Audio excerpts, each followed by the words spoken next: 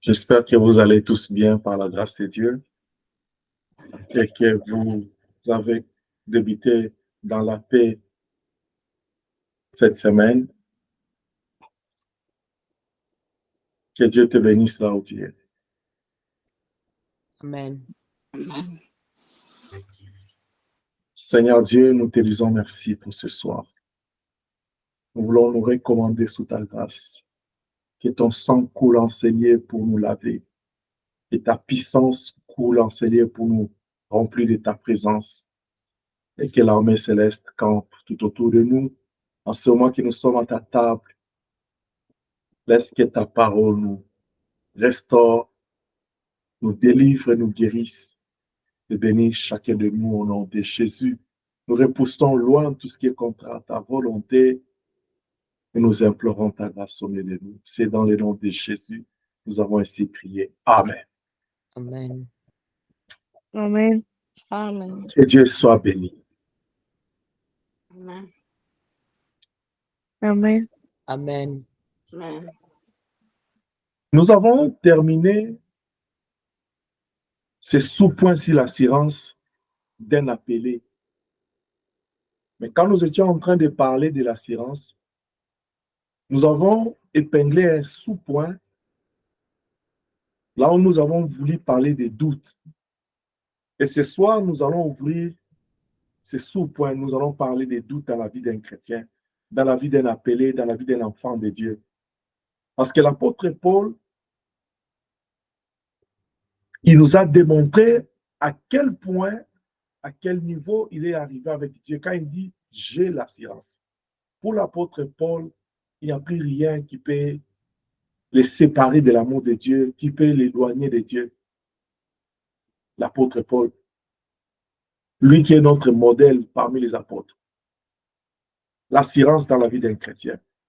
C'est cette force qui nous donne l'énergie d'avancer avec Dieu. C'est ça même la raison qui nous pousse à chercher Dieu. Parce que la Bible dit dans Hébreu, il faut que celui qui s'approche de lui croit que Dieu existe et qu'il est le rémunérateur de ceux qui les cherchent. Jacques, chapitre 1, versets 6 à 8. Nous lisons la parole de Dieu au nom de Jésus-Christ. Amen. L'apôtre Jacques, il dit, mais qu'il la demande avec foi sans douter. Je peux commencer au verset 5. Si quelqu'un d'entre vous manque de sagesse, qu'il la demande à Dieu, qui donne à tous simplement, sans reproche, et lui sera donné. Mais qu'il la demande avec foi sans douter. Car celui qui doute est semblable au flot de la mer, agité par les vents, poussé de côté à l'autre. Qu'un tel homme ne s'imagine pas qu'il recevra quelque chose du Seigneur. C'est un homme irrésolu, inconstant dans toutes ses voies. Je vous ai dit les dimanches, l'assurance en Dieu nous rend fermes, nous rend constants dans la vie chrétienne. Vous voyez ce que l'apôtre Jacques, l'homme de Dieu Jacques, il dit, celui qui doute quand il prie, il est un homme inconstant. C'est-à-dire, quand tu as le doute en toi, quand tu n'as pas l'assurance en Dieu, la Bible te qualifie d'un inconstant, d'un irrésolu. Dans toutes tes voies.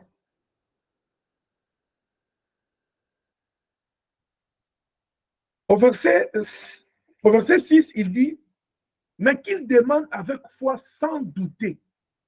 Car celui qui doute est semblable au flot de la mer. Dans notre version, on dit, il est semblable à la vague des mers. C'est pourquoi j'intitule mon sujet ce soir, la vague des mers. Le doute est comparé à la vague des mers ou aux vagues de la mer. Quand on parle de la vague des mers, on voit cette oscillation qui se fait quand il y a le vent qui souffle, il y a l'eau, il y a un mouvement ascendant et descendant de l'eau. À cause du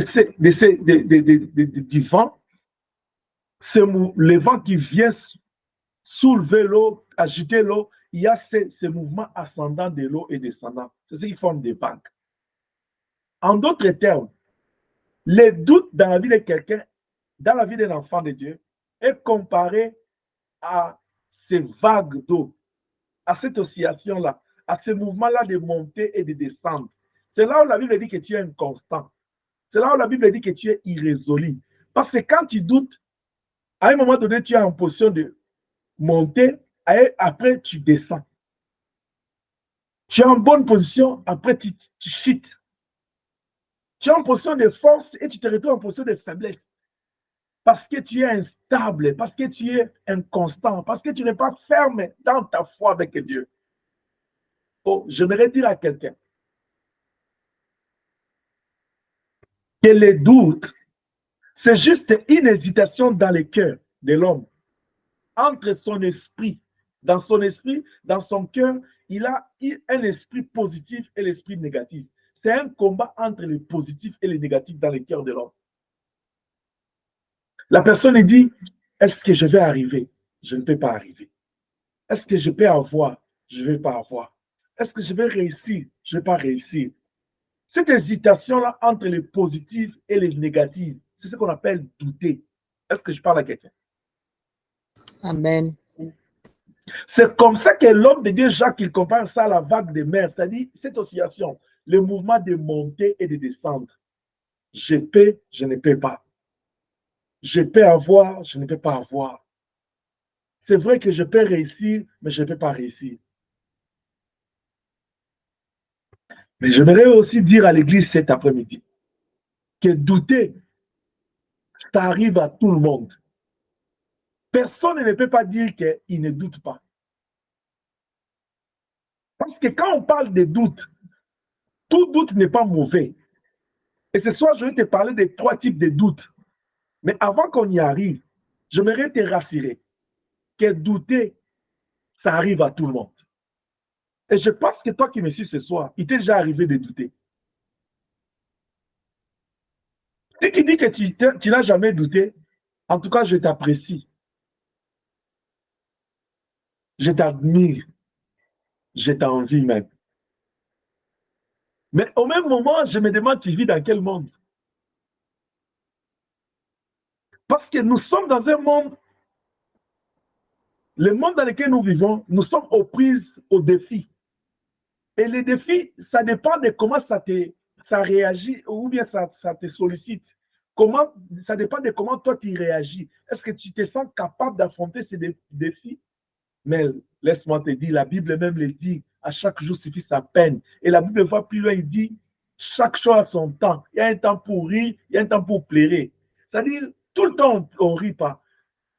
Rire dans la vie, c'est un signe de joie. La joie vient quand on arrive à connaître le succès, la réussite dans la vie. Tu es d'accord avec moi? Mais oui. L'inquiétude, les soucis, les pleurs viennent quand on est frustré, quand on voit l'échec. Alors, les doutes s'installent entre le succès et l'échec.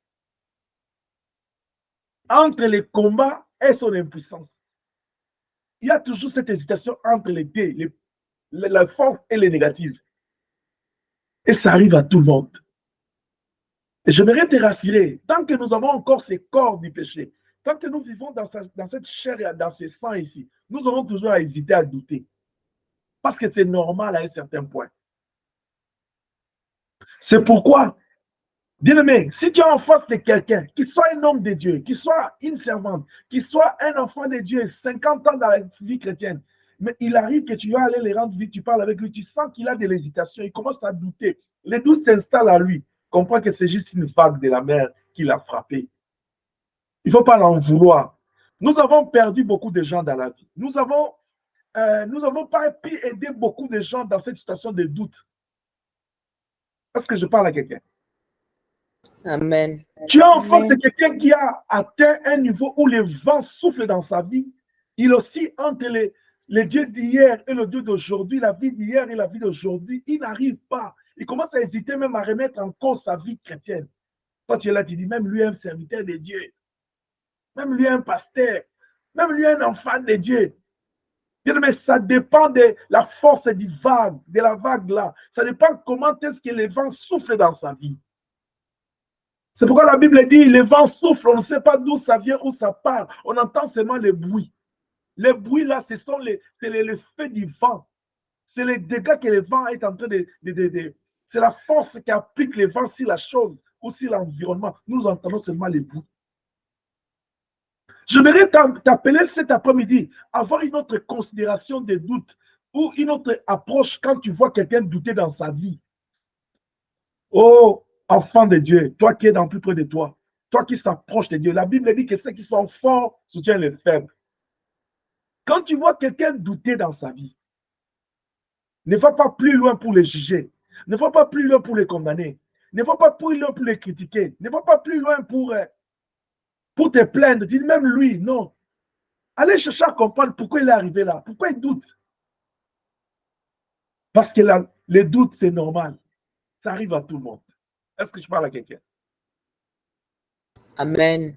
Amen. Amen. C'est une chose qui arrive à tout le monde face aux réalités de la vie. Et cela n'est pas nécessairement le signe d'un cœur non régénéré. C'est-à-dire quoi? C'est-à-dire que le fait de douter ne veut pas dire que tu n'es pas converti. Shalom. Le fait de douter ne veut pas dire que tu n'es pas un enfant de Dieu. Le fait de douter ne veut pas dire que tu as perdu le bon sens. C'est juste le fait que la puissance, la force qui exerce les défis auxquels tu es aux prises, auxquels tu fais face.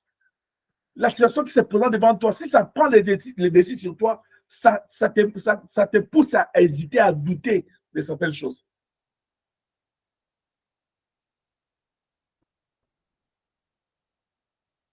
Que Dieu nous aide. Amen. Les doutes deviennent mauvais, deviennent nuisibles. Au même moment, je vous dis que c'est normal. Au même moment, je vous dis que le doute est aussi nuisible. Quand il envahit le cœur, tu vois les vagues de la mer, quand l'eau se soulève, quand le vent frappe la rivière ou bien la mer, l'eau se soulève, les vagues se soulèvent. Au fur et à mesure que ça devient de fortes vagues, ça devient nuisible même pour les bateaux, même pour les personnes, les pêcheurs qui sont là-bas. Donc, à un certain niveau de la vie, le doute est normal, mais à un certain point, le doute devient nuisible. C'est pourquoi nous devons faire attention. Quand il t'arrive dans la marche chrétienne, tu commences à sentir que ton assurance commence à être affectée par les doutes. Tu commences à sentir qu'il y a des hésitations dans ta foi. Arrête-toi. La Bible dit, au jour du malheur, réfléchis. Arrête-toi, bien-aimé. Pose-toi la question, dis, est-ce que c'est le doute normal qui peut arriver à tout le monde, ou bien ça commence à prendre notre ampleur, c'est-à-dire, ça commence à devenir nuisible. Et quand est-ce que le doute devient nuisible? Quand le doute envahit ton cœur. C'est pourquoi la Bible a raison. Il dit, garde ton cœur plus que toute autre chose. Car c'est de lui que découle toute chose. Parce que si dans ton cœur, le doute envahit ton cœur, c'est fini. Le reste de ta vie sera affecté par l'hésitation. C'est pourquoi vous voyez d'autres personnes, aujourd'hui, il est en forme, il a beaucoup d'énergie, beaucoup de motivation pour faire des choses. Mais après une année, après un jour, après quelques minutes, il perd l'espoir. Il commence à murmurer, il commence à s'inquiéter. Quand l'apôtre Paul parle dans Philippiens 4:6, il dit, ne vous inquiétez de rien. C'est parce que quand l'inquiétude s'installe, c'est le doute qui apparaît. Dans l'inquiétude, il y a les doutes. Dans le souci, il y a les doutes. L'inquiétude et les soucis, c'est comme les portes d'entrée des doutes. C'est comme les pistes d'atterrissage des doutes. Quelqu'un qui n'a pas d'inquiétude, quelqu'un qui n'est pas affecté par les soucis de la vie, les doutes ne pourra pas atterrir dans sa vie. Mais quand les problèmes, les défis, quand les situations apparaissent devant toi, et que ça devient inquiétant pour toi, préoccupant pour toi, et que tu sens que tu n'as plus la force d'agir, tu sens que tu n'as plus d'énergie, à ce moment-là, les doutes commencent à s'installer petit à petit. Je ne vais pas y arriver. Allons dans 1 Samuel chapitre 17. Vous connaissez l'histoire. Qu'est-ce qui a fait que non, les premiers jours, au 39e jour, tous les vaillants hommes d'Israël, ils n'ont pas pu affronter Goliath? C'est le doute. Ils avaient leurs biceps. Ils étaient des vaillants hommes. C'était des gens qui allaient au combat et qui avaient toujours la victoire. Mais ces jours-là, comment ils ont fait 39 jours? Ils n'ont même pas osé. Quand ils voyaient la grandeur de Goliath, la taille, ils disent, ah, ici, là, c'est autre chose. Ils ont vu avec leurs yeux. Les doutes s'installent quand nous regardons les choses avec les yeux d'homme. Or, la Bible dit, nous ne marchons pas selon la vie, selon l'homme, selon ses yeux d'homme, mais nous marchons par la foi. C'est pourquoi il est écrit, mon juste vivra par la foi. Les doutes, c'est comme le poison de la foi chrétienne. Je suis en train d'exhorter un enfant de Dieu ce soir. L'attirance en Dieu, c'est ça la clé de ta communion, de ta relation avec Dieu. Mais le diable, sachant que quand tu es rassuré de Dieu et que tu vas le vaincre, que tu vas réussir, tu vas connaître le succès. Oh, gloire au Seigneur. Il dit à Josué que ce livre de la loi ne s'éloigne pas de ta bouche. Josué 1:8. Mais dites-les nuit tes jours, c'est là que tu auras le succès. Tu vas réussir dans toutes tes entreprises. Pourquoi? Parce que quand il médite la parole, la Bible dit la foi vient de ce qu'on entend. Quand il va méditer la parole, ce que l'Esprit va lui dire là va augmenter sa foi. Et le doute n'aura pas de place dans son cœur. Et quand il aura la foi en Dieu, il faut que celui qui s'approche de Dieu croit que Dieu existe. Parce qu'il va avoir la foi, il va croire à Dieu, il va avoir le succès dans sa vie. Oh, j'exhorte à quelqu'un. Lis la parole de Dieu. Écoute la parole de Dieu. Que ton cœur soit rempli de la connaissance de Dieu. Parce que quand dans ton cœur, il y a la parole, il y a un dépôt, ce dépôt de la parole va commencer à remonter tu vas les remuer en toi chaque fois. Et cela va activer ta foi. Et quand ta foi sera active, il n'y aura pas de vagues de mer dans ta vie. Il n'y aura pas de doute. Il n'y aura pas d'hésitation. Tu seras stable et constant. C'est que le Seigneur veut que l'Église soit stable et constante. C'est que le Seigneur veut que tu sois stable et constant dans ta marche avec Dieu. Mais il nous arrive, pendant 1 heure, 2 heures du matin, tu n'as plus sommeil, tu commences à compter les plafonds, tu commences à compter comment est-ce que hier tu avais l'argent, aujourd'hui tu n'en as pas. Tu commences à compter l'âge qui avance. Parce qu'en ce moment-là, tu commences à voir les choses avec les yeux de l'homme. Est-ce que je parle à quelqu'un? Amen. Les doutes, c'est un phénomène qui arrive dans la vie de tout le monde. Mais ça devient nuisible quand tu laisses l'hésitation envahir ton cœur. Salomon, il dit dans Proverbe, l'esprit de l'homme le soutient dans la maladie. Mais si l'esprit est affaibli, si l'esprit est affecté par quoi? C'est par le doute, par ces vagues de mer. Une fois que tu laisses ton cœur affecté par l'hésitation, par les doutes, Salomon pose la question, il dit, maintenant si l'esprit est affecté, qui soutiendra l'homme? Parce que c'est l'esprit de l'homme qui le soutient. Quand je lis ces versets ici, moi je me rappelle toujours dans les années de l'autre fois, quand on était au début des fléaux ici de VIH. Vous pouvez voir comme ça à l'hôpital, quelqu'un qui vient en bonne santé. Une fois vous faites l'examen, il est séropositif, vous l'annoncez seulement qu'il a affecté de VIH. Vous voyez que la personne va se fondre. Parce que son esprit est affecté. Quand quelqu'un apprend une mauvaise nouvelle, le décès de quelqu'un, la perte de quelque chose, il n'y a que Job qui avait des nerfs solides. Quand on lui dit que ses enfants étaient morts, quand on lui dit qu'on a tout ravagé dans son troupeau, il avait des nerfs solides parce que Job n'a pas pris l'information en tant qu'homme avec les oreilles d'homme. Il n'a pas vu avec les yeux d'homme. Il s'est transformé en esprit. Il leur a répondu, ni on sort du ventre de maman, ni on rentre du ventre du sein de la terre. L'Éternel a donné, l'Éternel a repris. Que son nom soit glorifié. Ça, c'est la dimension de quelqu'un qui quitte la chair, qui quitte la vie de l'homme, qui voit autre chose. La femme ici des pères de sang de Marc 5, quand elle a entendu parler de Jésus, elle n'a pas vu avec les yeux d'homme, elle a vu avec les yeux de cœur, les yeux de la foi. Il dit, si je puis toucher son vêtement, je serai guéri. Qu'est-ce qu'il y avait dans son vêtement? Alléluia. Amen. Pendant que je parle, il y a quelque chose qui m'arrive. Amen. Je lis chapitre 3, verset 1 à 8. La Bible dit, notre Seigneur Jésus était environné des femmes fortes qui l'assistaient avec leurs biens.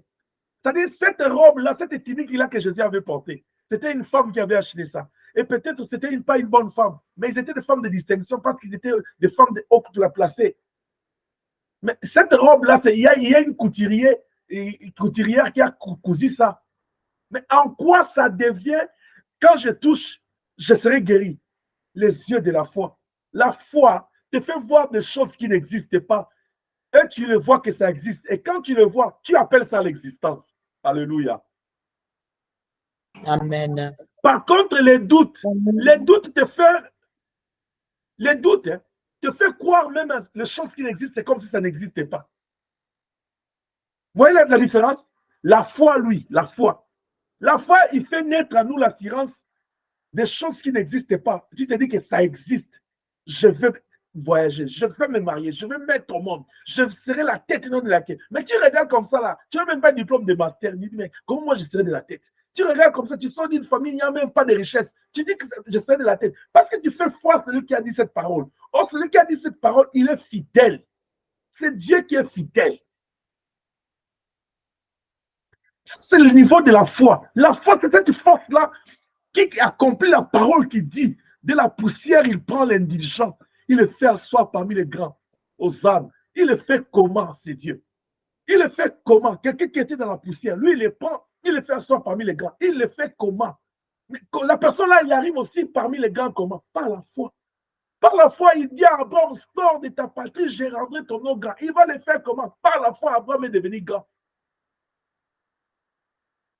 Par la foi, il dit à Pierre, jette ton filet. Pierre dit, mais je travaille toute la nuit, je n'ai rien.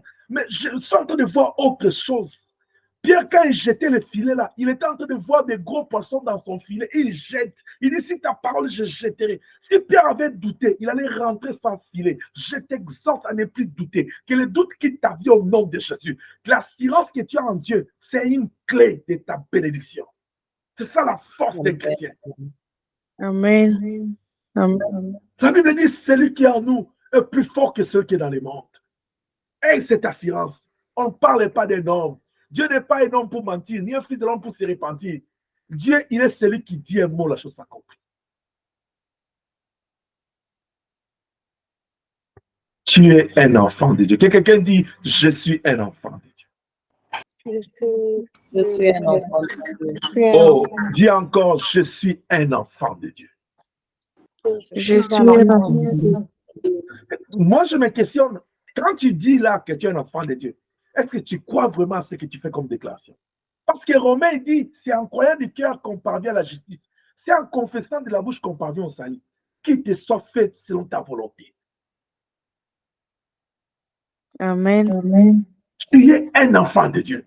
Jean 1,12, il dit, à tous ceux qui ont reçu sa parole, à tous ceux qui ont cru en son nom, il leur a donné le pouvoir de devenir enfant de Dieu.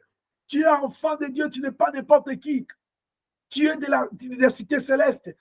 Tu es de la race royale. Tu es de ceux que Dieu a élu, a choisi. Tu es du côté de Dieu et Dieu est de ton côté.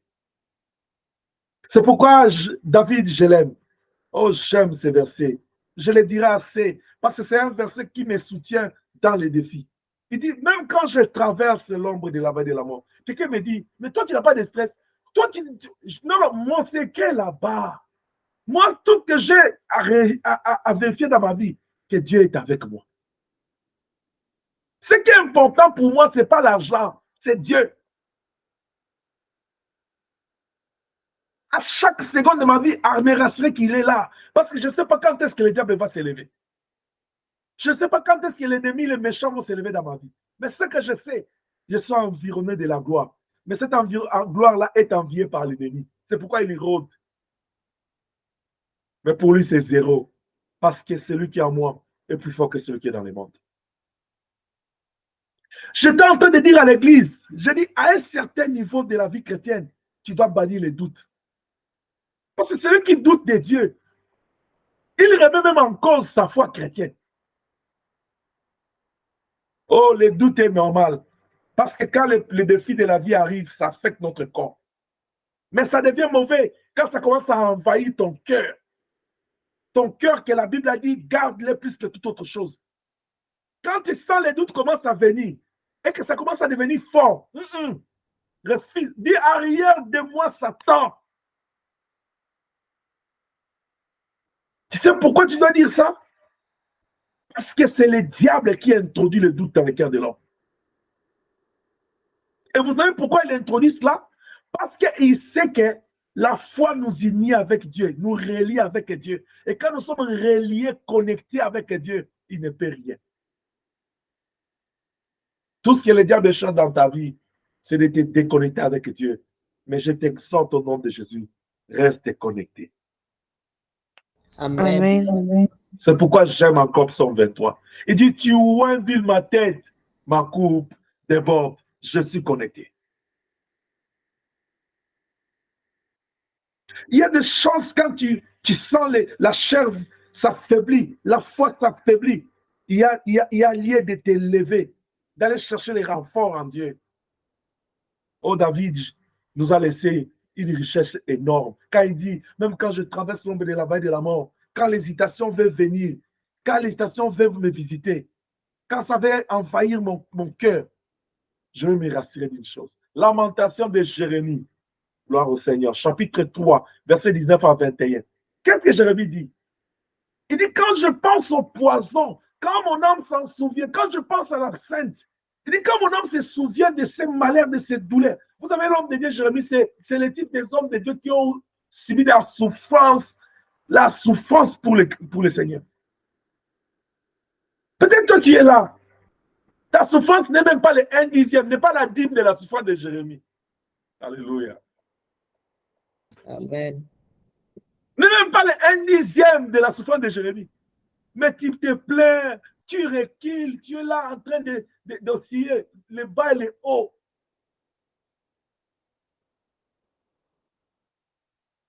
Tu te poses même la question, est-ce que je suis vraiment un enfant de Dieu? Vous voyez, quand les doutes s'installent là, ce sont les gens des questions que les personnes posent. Est-ce que Dieu m'écoute vraiment?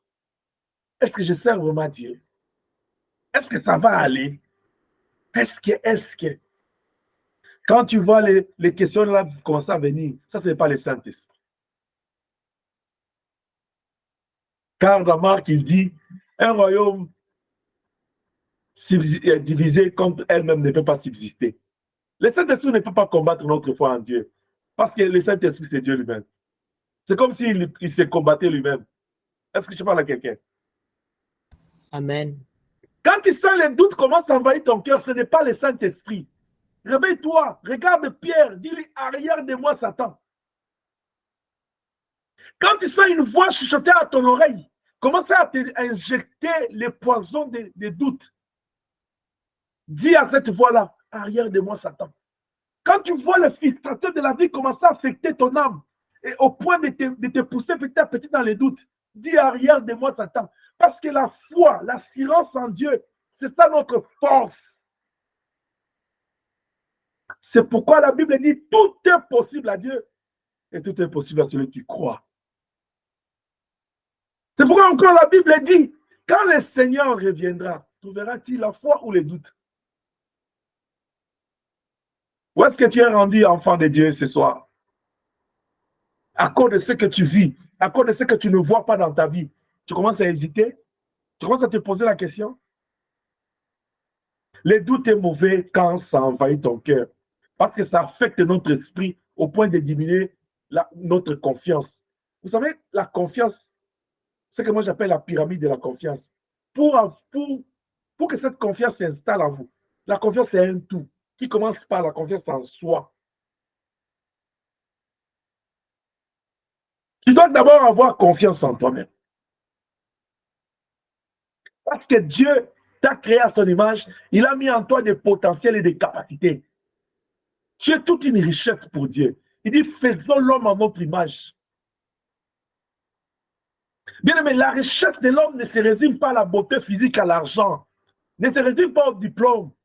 La richesse de l'homme, c'est l'image de Dieu, l'image que Dieu a déposée en toi, l'image que tu incarnes de Dieu.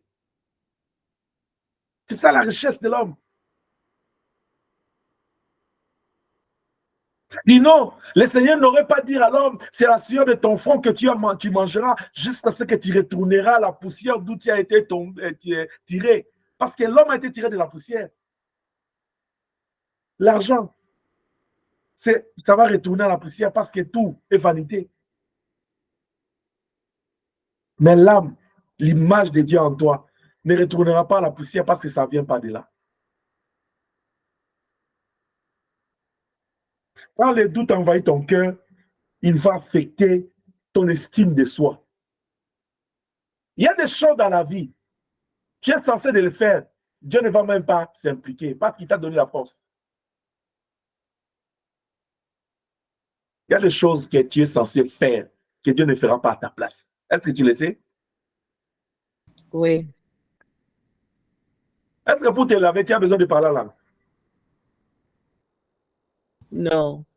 Oh non, aujourd'hui, je ne vais pas me laver. Chikabalabalaba, ou je vais me laver. Tu vas attendre longtemps, les robinets ne vont pas s'ouvrir. Dieu ne va pas le faire à ta place. Il y a des choses que Dieu t'a doté de capacités pour le faire. Mais il y a aussi, c'est pour cela que tu dois avoir confiance en toi pour les réaliser. Des fois, on reçoit les gens en thérapie, là, ils te disent, j'ai plus d'énergie, j'ai le goût de rien faire. Même il te dit, j'ai fait une semaine, je ne me suis pas lavé. Vous savez ça? Ça, c'est quand la personne n'a plus de confiance, n'a plus d'estime, n'a rien, il ne sent rien de goût de la vie. Ça arrive. C'est quand le doute envahit ton cœur. Ne va pas là-bas, c'est très mauvais. C'est nuisible, bien-aimé. Toi qui as l'habitude de faire, quand les premiers questionnements arrivent, tu commences à te dire, est-ce que. Après, tu vas dans ta chambre, là, tu fermes la porte, tu vois même ton téléphone, tu jettes là-bas, tu dis, je vais parler à personne, je vais me connecter, même pas à la prière, je ne vais même pas écouter. Dieu, moi, je priais beaucoup. Tu fais quand tu fais ça, c'est-à-dire, c'est toi-même qui as pris la clé, tu as ouvert la porte vers la mort, vers la destruction méchante de ta vie. Parce qu'à ce moment-là, tu t'es opposé contre ce qui est sage. Tu as dit au diable, Caribou, viens dans ma maison. Mais la Bible dit, si quelqu'un veut prier Dieu, qu'il entre dans sa maison, qu'il ferme la porte derrière lui.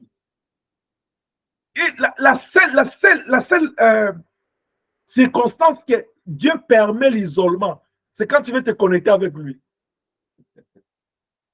Amen, amen. Là, il dit, si quelqu'un vient prier Dieu en secret, il entre dans sa chambre seul. Ferme la porte derrière toi, prie ton Dieu en secret. Là, tu es avec Dieu. Là, Dieu est d'accord. Mais il dit maintenant dans le proverbe, il dit, celui qui se met à l'écart s'oppose contre tout ce qui est sage. Chaque fois que tu te détaches de la sagesse, de la vie en communauté là, parce que tu trouves que non, tout n'est pas bon, tu commences à t'opposer contre la sagesse. C'est que tu as pris la clé de la destruction. Tu as ouvert, tu dis au diable, bienvenue. Soyez le bienvenu dans ma maison. Accompagnez-moi vers la destruction. À ce moment-là, c'est toi-même qui détruis ta vie avec tes propres mains. Est-ce que je parle à quelqu'un? Amen. Il y a 3 types de doutes. Je vais y aller sur ces points-là. Et la dernière partie, je vais parler ça le dimanche. Il y a 3 types de doutes.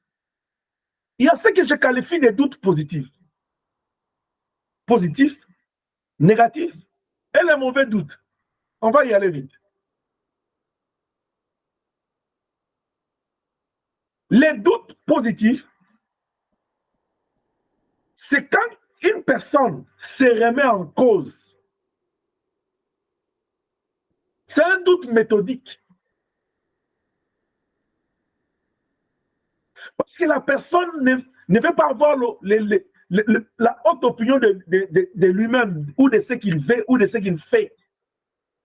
Il se remet en cause. Ça, c'est positif. Et ça, c'est très important dans la vie d'une personne. Quand la Bible vous dit la nature elle-même ne vous enseigne pas. Quand la Bible dit dans Philippiens, il dit que tout ce qui est bon, tout ce qui peut être l'objet de l'approbation, les doutes méthodiques ici, les doutes positifs, c'est très important. Bien aimé, ne sois pas propre juste à tes yeux. Crois que tu connais tout. Crois que tu n'as pas besoin de conseils. Crois que tu ne peux pas apprendre de l'autre. ne soit pas juste à tes yeux. Je vais te parler de l'apôtre Paul. L'apôtre Paul, il dit, pourtant nous sommes des pauvres, nous enrichissons plusieurs. Et quand on voit l'homme de Paul, avec son infirmité là, avec son physique là, si on ramène Paul aujourd'hui, donne-moi les oreilles, si on ramenait l'apôtre Paul aujourd'hui, dans ce contexte de vie, avec cette ampleur que l'évangile, la faiblesse que l'évangile a aujourd'hui, parce que le diable a installé son système, selon que la Bible dit, le ministère de l'iniquité agit déjà. Paul on allait l'injurier en tout moment, parce que Paul était un homme qui parlait il avait sa rigueur chrétienne. Il avait toujours il était droit dans ce qu'il faisait. Il était direct. Il y a un qui élevait dans les cités, regarde comment il est. Tu es d'accord avec moi? Oui. C'est ce qu'on voit même avec nous, les hommes de Dieu. On nous incite partout.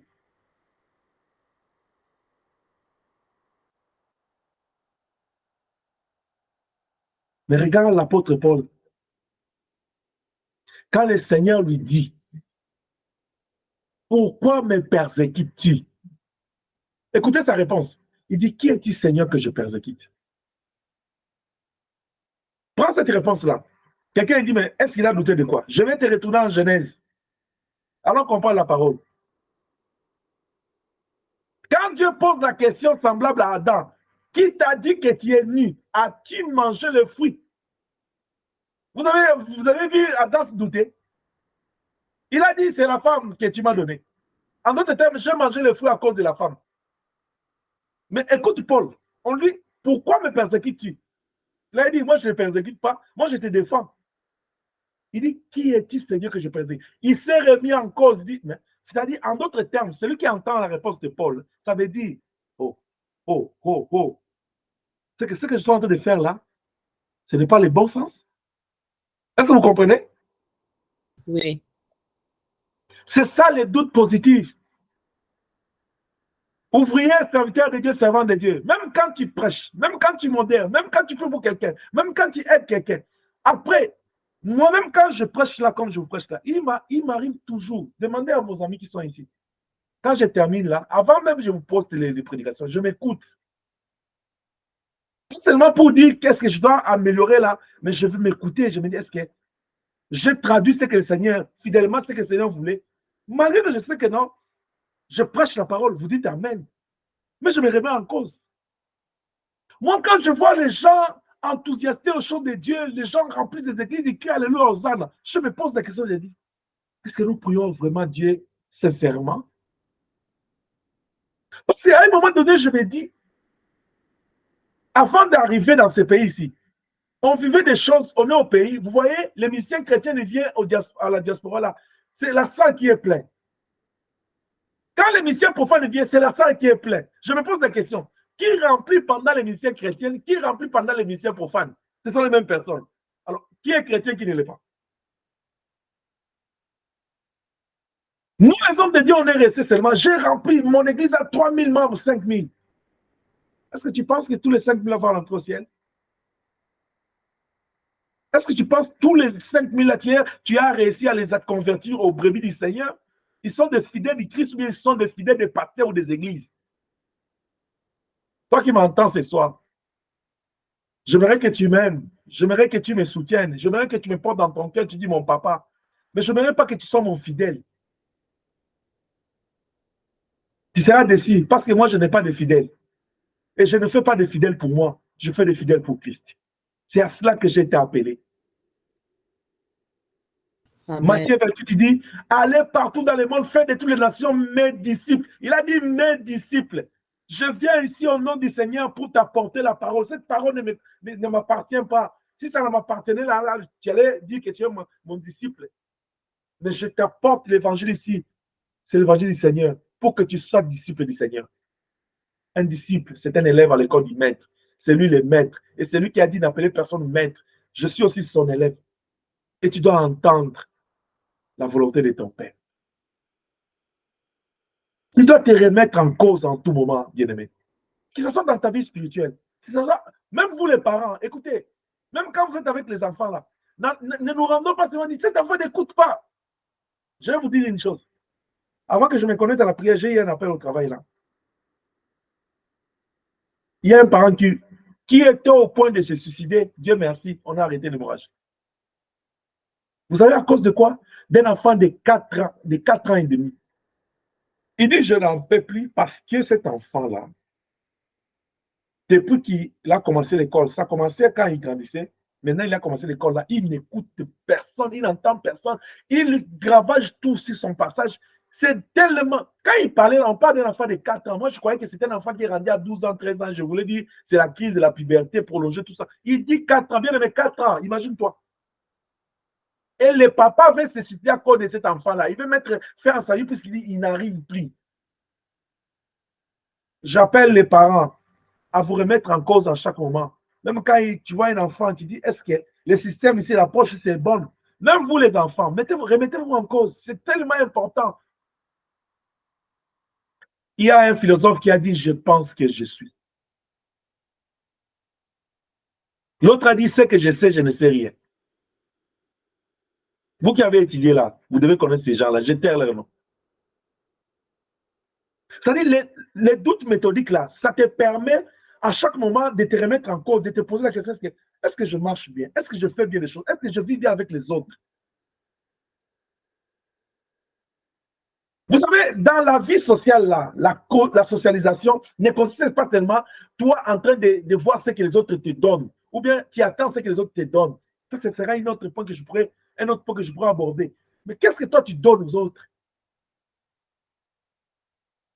Quelque chose qui arrive, un incident, ça arrive même au travail. Ne va pas plus loin, vite à te justifier. L'Église est devenue, il y a un mot, il y a des mots, il y a des vices, il y a des maladies qui ont affecté la foi chrétienne. Un, c'est le jugement. Deux, c'est la justification. Les gens, ils sont trop vite, ils vont vite à se justifier. Et les autres vont vite à juger les autres, ses frères. Au lieu d'abord de se remettre en cause, Adam, il dit, c'est la femme que tu m'as donnée. Un volet de se remettre en cause. Il dit, c'est le serpent. Bien aimé, les doutes positifs, si c'est très important. Ça va t'empêcher à pécher même contre Dieu. Ça t'empêchera à tomber, à désobéir. Parce que quand tu veux faire quelque chose, tu te dis, est-ce que je vais faire ici? Est-ce que Dieu sera content? Même quand il y a 100% de conviction, c'est bon. Remets-toi en cause, c'est important. Arrête d'être savant. Tu as entendu dans Jacques là, il dit, celui qui a besoin de la sagesse, qu'il fasse quoi? Qu'il la demande à Dieu. C'est-à-dire, les savants, c'est Dieu. Parce que la sagesse vient de lui. Est-ce que je parle à quelqu'un? Amen. Remets-toi en cause. Ne sois pas trop intelligent. Vous savez, à ce point ici, c'est quand on en parlera encore de l'autre. L'orgueil, ça s'installe ici. Qu'est-ce qui fait que les gens n'ont pas les doutes positifs? C'est l'orgueil. S'il veut faire quoi qu'il connaît, il veut faire quoi qu'il en a. Vous savez, c'est la maladie la plus mauvaise de la vie, l'orgueil. Parce que quand tu n'en as pas, toi, tu fais quoi que tu en as. Tu n'en auras pas. Je ne vais pas entrer dans ce point-là aujourd'hui. L'autre raison, c'est quoi? C'est la honte. Ou si je me remets en question, ils vont se moquer de moi. Bien aimé, mieux vaut que les gens se moquent de toi, que toi, au moins toi, tu as réparé. Ah, je voulais dire à quelqu'un, tout le monde est faillible. Tout le monde peut commettre des erreurs. Mais même quand tu commets l'erreur là, même quand tu fais quelque chose, ne te dis pas que non, je l'ai bien fait. Quand c'est l'erreur là, même quand ce n'est pas l'erreur, remets-toi en cause. Cela n'est pas humiliant. Donc, les doutes positifs, ce n'est pas l'humiliation. Mais les gens, ils pensent que douter de soi-même, c'est comme, je cherche le mot, c'est comme si ça te ridiculise, ça te réduit en néant. Non, au contraire, les doutes positifs, c'est une qualité. C'est même un signe de la maturité. C'est même un signe de quelqu'un qui connaît ce qu'il veut. Est-ce que quelqu'un m'entend? Amen, amen. Il fait des choses, tu fais, même quand tu sers Dieu, tu te dis, est-ce que je l'ai fait bien?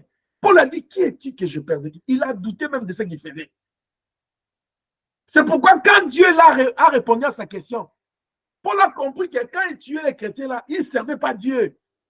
Et depuis ce jour-là, il a arrêté de faire les choses comme ça. Quand tu as l'habitude de douter positivement, là, ça te permet de te retenir, de t'arrêter pour bien corriger, pour prendre les vrais chemins. Lionceau, écoutez-moi. On vous parle du choix. Dans tout choix que vous allez faire, il faut avoir les doutes positifs. Ne soyez pas trop intelligent. Je comprends, je sais ce que je vais faire. Non, vous voyez la vie ici. Vous, là, j'ai pitié de vous, mes enfants.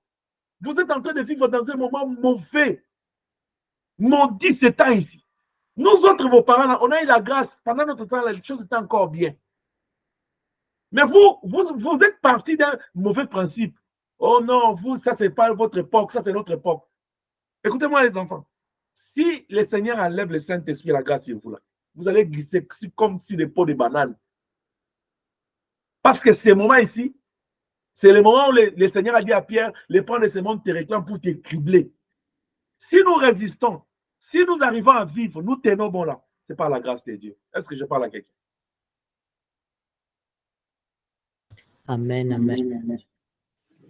Amen. Amen. Si tu veux être grand dans la vie, il faut savoir s'humilier. Il faut savoir se remettre en cause.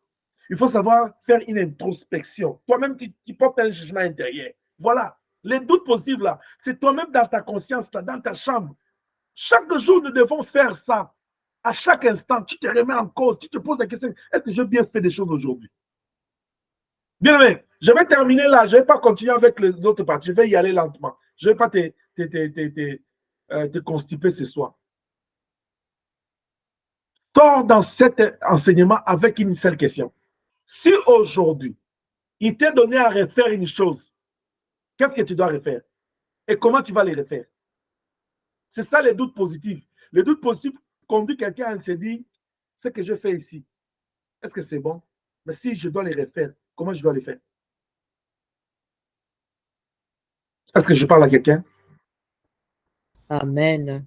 Les doutes, c'est une hésitation dans l'âme entre l'esprit positif et le négatif. Une oscillation entre le haut et le bas. Tu dis je peux ou je n'arrive pas. Quand les défis ça arrive, les doutes peuvent affecter tout le monde. Mais quand ça envahit le cœur, ça devient visible.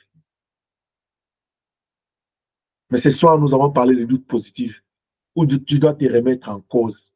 C'est un point, si je vais y aller en profondeur, je ne sais pas ce que le Seigneur voudra. Peut-être le dimanche, je vais y continuer là. Pour nous permettre de comprendre la volonté du Seigneur. Que la grâce de Dieu soit sur toi et que l'Éternel te bénisse au nom de Jésus-Christ. Amen.